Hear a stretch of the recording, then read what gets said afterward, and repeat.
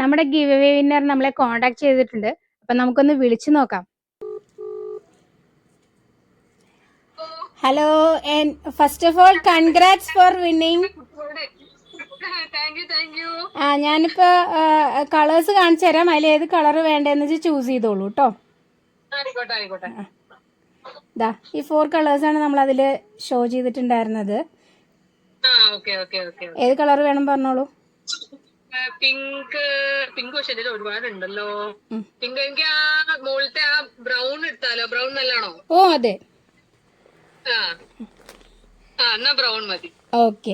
അപ്പൊ ഇനി നമ്മുടെ വീഡിയോസ് കാണാം.